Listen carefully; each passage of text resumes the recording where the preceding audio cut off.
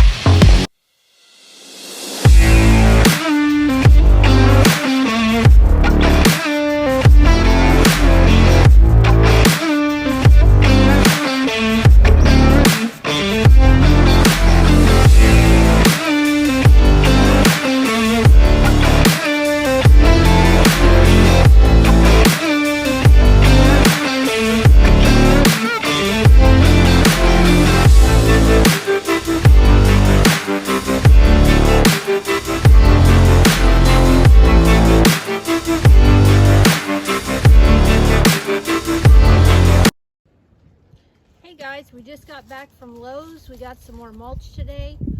We finished out putting more mulch on cardboard down the road next to our corn. We're going to stop that row of corn right there, but we are eventually going to work our way back towards the backyard. So you'll be seeing some more of that in another video. But today I wanted to show you we've got some grapes from Lowe's, and these are Catawba grapes. They're purple.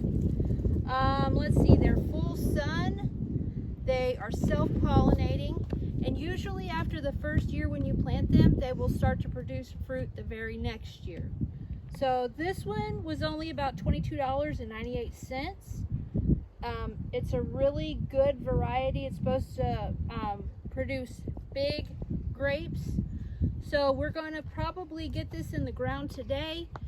Maybe in another video make a trellis for it. It does have its own little trellis, but that won't suffice for when it starts to get bigger. So we'll make what's called a wire trellis to help it be able to spread its arms and to be able to produce more grapes.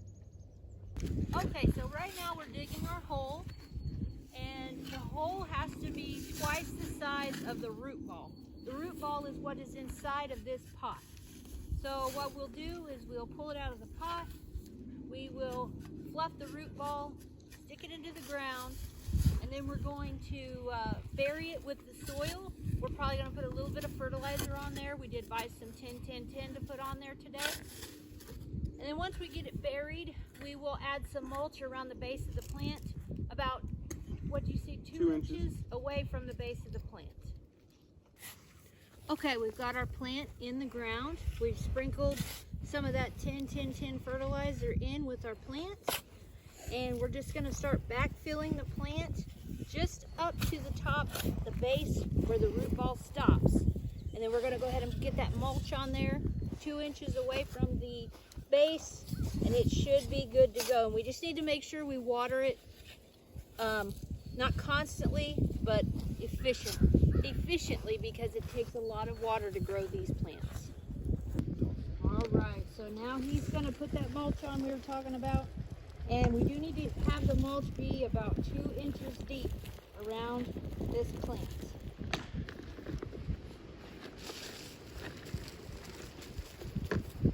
Get you another one, buddy.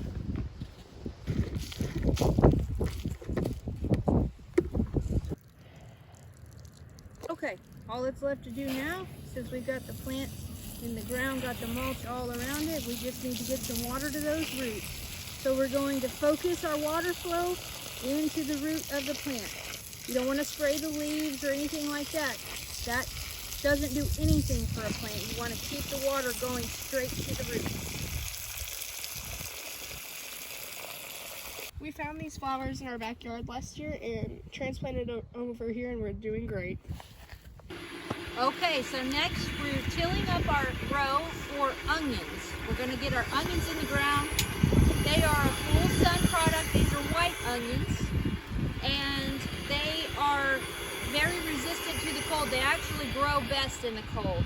They can withstand -20 to -30 degrees Fahrenheit in the ground. We're going to plant these plants 3 to 4 inches apart, and we're going to do these bulbs about 1 to 2 inches deep. And as you can see, the bulbs are really small, but we'll just put those in the ground. And where we've got the green part on top of the bulb, that's what's going to stick up out of the ground. The white part with the roots is going to go down into the ground. So let's get these planted.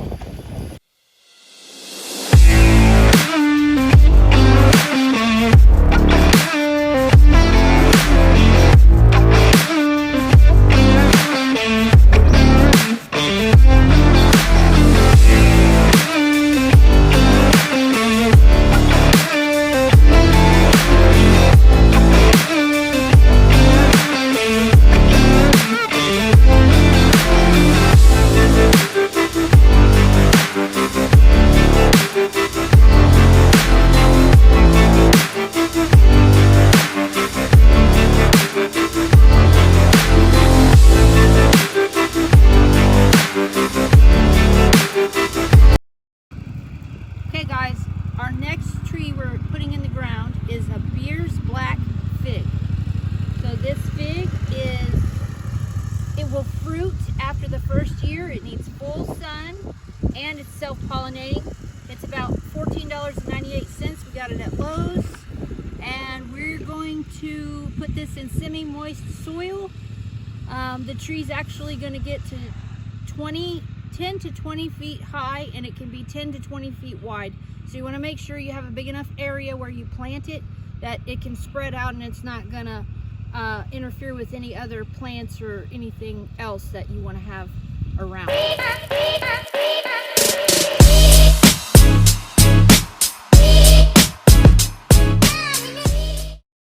Hey guys, welcome back. Today we're going to finish planting some more of our garden.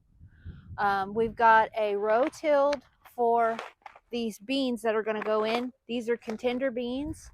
They're a green bean variety.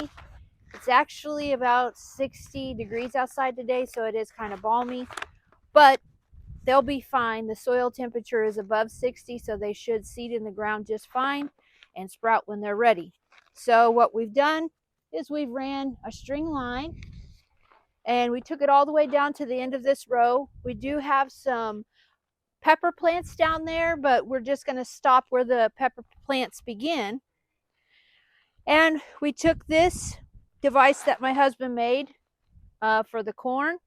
This is proper spacing for the green bean plants. So we just took this and put holes in the ground, and we're just going to drop a bean into each hole and just barely cover it up. We might even do the pinch method where you just pinch soil over the top of it, and it's good to go. When it begins to sprout, we'll already have a trellis in place, and we'll be sure to film that for you guys.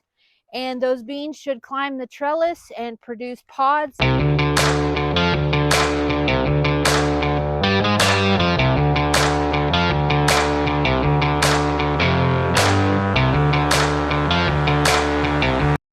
Okay, so we've got our beans sown into the ground. Now we're going to do our homemade pickled cucumbers. These need to be planted 2 to 3 feet apart, and each seed hill is going to have 2 to 3 seeds.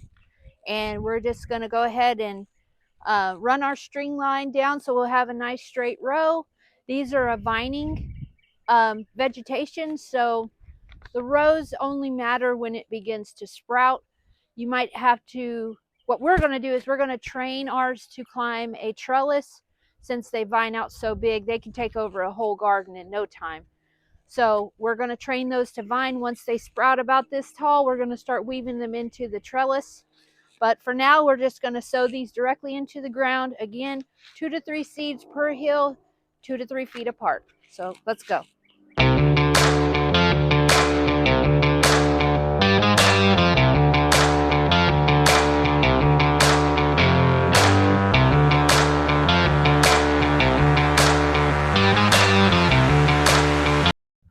Okay, Okay, so now it's time to get our yellow squash and our zucchini into the ground. This year we're using Zucchini Perfection. It's a nice straight summer squash, and we're going to use these early prolific straight neck yellow squash. And these are actually squash bug resistant. So I'm going to probably do some here of the yellow squash and some there of the zucchini. Our family likes to make zucchini bread out of the zucchini. It's a real tasty treat, and it's something that is very easy to make.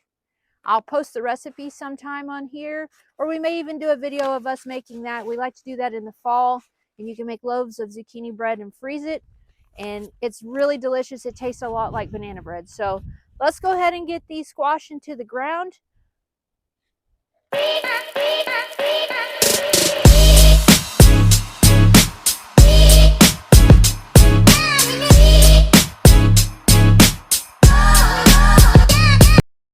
Okay, so now that we've got our seeds in the ground, we've got, remember, our beans, and we've got our cucumbers in.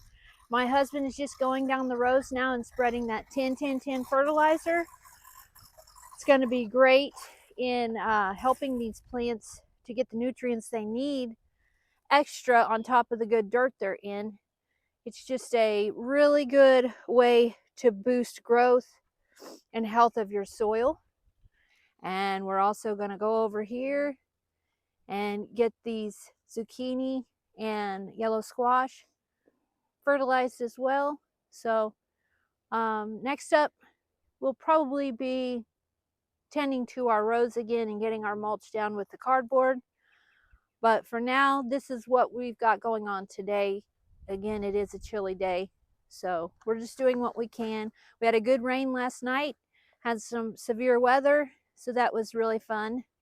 But everything survived, nothing blew over, and the chickens are doing great. We were kind of worried about them, but yeah, that's what we've got going on today.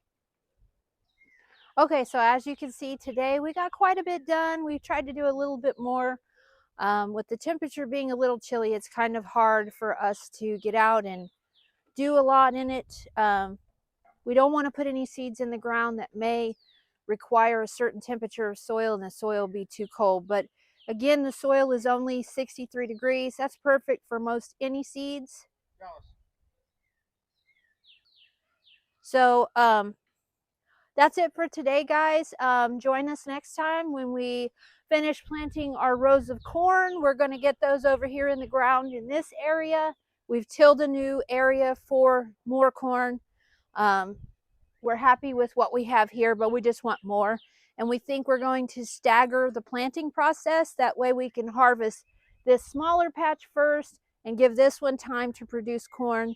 And then we'll just alternate back and forth and hopefully have a really big fall harvest. So thanks for watching Homestead Hopes. We hope you'll join us next time. Don't forget to like, subscribe, and comment on the video. If you have any tips or tricks that we need to know about, let us know. And again, we'll see you next time. Thanks, guys.